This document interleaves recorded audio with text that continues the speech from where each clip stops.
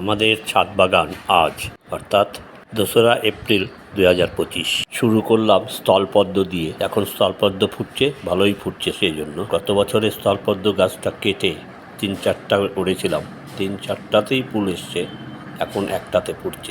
এটা পাতিলেবু বা কাগজি গাছ, তার সাথে গজিয়ে উঠেছে নিজের থেকে টমেটো গাছ, প্রচুর টমেটো হয়েছে। পাতিলেবুও হয়েছে কয়েকটা। বিভিন্ন ধরনের জবার মধ্যে এটা এক ধরনের জবা, সবেদা ও নয়নতারা গাছ।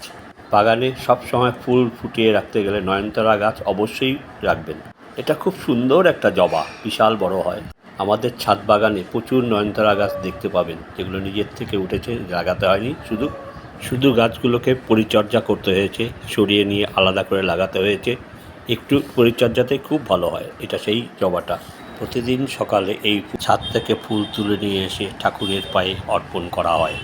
আমার স্ত্রীর উৎসাহে এই ছাদ বাগান প্রতিদিন সকালে এই ফুল তুলে নিয়ে এসে নিজে হাতে ঘরের ঠাকুরকে সাজায়। আমার স্ত্রী এতে খুব আনন্দ পায়, নিজে হাতে ফুল তুলে ঠাকুরের পায়ে সমর্পণ করতে।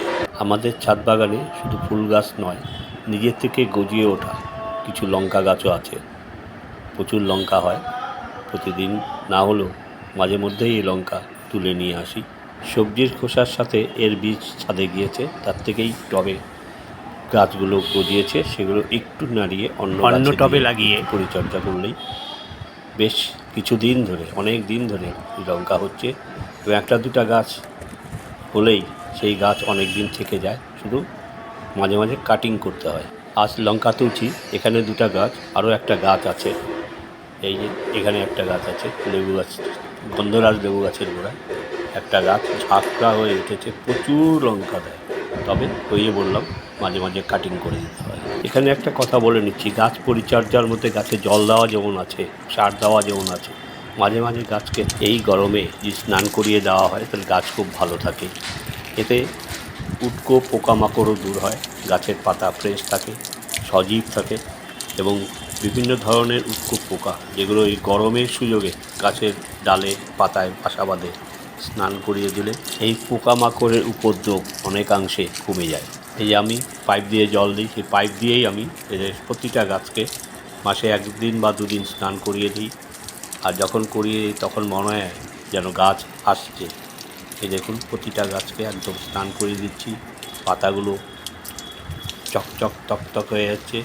দেখে মনে হচ্ছে জল দেওয়ার সময় গাছগুলো স্নান করে, এই গরমে স্নান করে যেন হাঁপ ছেড়ে বাঁচলো, তারা যেন হাসছে, তারা যেন মনে মনে আশীর্বাদ করছে যে এই যে মনে আছে আমাদেরকে চান করাবার কথা, ছাদে টবের মধ্যে ফেলে না রেখে মাঝে মাঝে যে এইভাবে যত্ন নিয়ে আমাদের চান করাচ্ছে, এটার জন্য তারা কৃতজ্ঞ। সেই কৃতজ্ঞতা জানাচ্ছে তাদের গাছের পাতা নেড়ে। এটা আমার মনে হয়। এ দেখুন, প্রতিটা গাছের গোড়ায় যেমন জল দিচ্ছি, সাথে সাথে সেই জলের পাইপ ওপর দিয়ে গাছকে একদম পরিপূর্ণভাবে চান করিয়ে দিচ্ছি। প্রতিটা গাছকেই একটা একটা করে ধরে করিয়ে দেই। সময় অনেক লাগে, তাই মাসে 2 দিন তো করিয়ে দেই। এই গরমের সময় না করালে আমার মনে হয় এরা কষ্ট পায়, তাই আমি এটা অবশ্যই করি। আর সবচেয়ে ছাদ বাগানের অসুবিধা, যদি আমরা কোনো সময় বাড়িতে না থাকি তাহলে তাদের খুব কষ্ট হয়। আমি যেভাবে যত্ন করে জল দেব, সেইভাবে জল দেওয়া সবার পক্ষে সম্ভব হয় না। জল হয়তো দেবে, কিন্তু সেইভাবে জল তাদের দেওয়া হয় না। আমি পরিচর্যা করতে করতে কোন গাছে কতটা জল লাগবে, কীভাবে তাকে চান করাবো, সব যেমন আমার মনে থাকে, মন ধরে করি, সময় নিয়ে করি। সেই সময়টা সবাই দিতে পারে না, সম্ভবও নয়। তাই সেই সময়টা এদের খুব কষ্ট হয়, আমারও কষ্ট হয়, কিন্তু করার কিছু নেই, যেতেই হয় সবার সাথে ঘোরার জন্য। তখন এদের একটু কষ্ট ভোগ করতে হয়, সরি এর জন্য এদের কাছে। আমি এই রিসেন্ট ঘুরে এলাম শান্তিনিকেতন, 2 দিন ছিলাম না।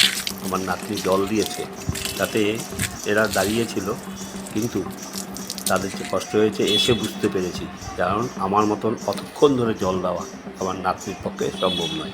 যাই হোক, ছাদ বাগান যেমন দেখালাম, শান্তিনিকেতনের কথা যখন বললাম, সেই সাথে তাহলে শান্তিনিকেতনের বিখ্যাত নাচ ও কিছু দৃশ্য আমি দেখিয়ে দিচ্ছি। এটা জমিদার বাড়ির দৃশ্য।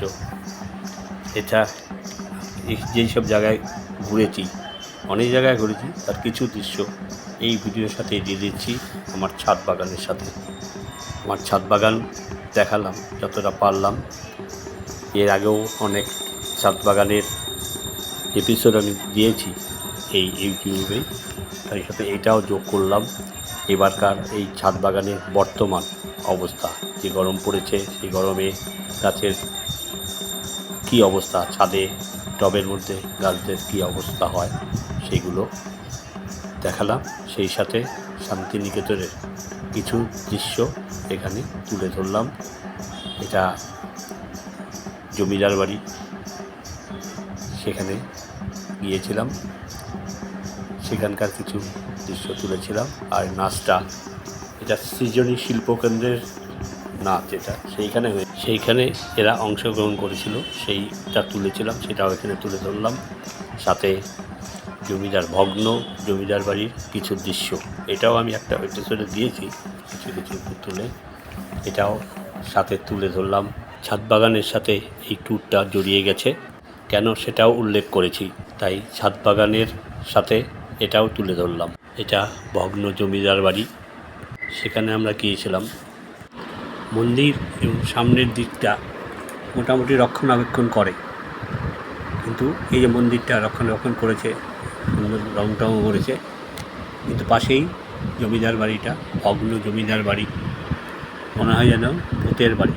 রাত্রিবেলা গেলে হয়তো শোনা যাবে, রে তোরা এসছিস, তোদের কত সাহস, এই রকম আওয়াজ হয়তো পাওয়া যাবে মনে হয়। একদম ভুতুরে বাড়ি যাকে বলে, সিনেমা টিনেমায় যেমন দেখায়, ঠিক শুনেছি এখানে অনেক রকম সিনেমার, বিশেষ করে ভূত জাতীয় সিনেমার শুটিং এখানে হয়ে গেছে। এখানে বিধ্বস্ত অবস্থা হয়ে আছে। সামনের মন্দিরটা একদম নতুন করেছে, ভিতরে ঢুকেছি, বিভিন্ন জায়গাতে ওপরে অনেক কিছু ঝুলে ঝুলে আছে, যে কোনো সময় ভেঙে কোনো দর্শকের মাথায়ও পড়তে পারে। যারা জানে তারা ওখানটা যায় ভগ্ন বাড়ি দেখতে। ভগ্ন জমিদার বাড়ি, সেই দেখে গা ছমছম করে যে জমিদার বাড়িতে যখন জমিদার ছিল তখনকার অবস্থা আর এখন কী অবস্থা।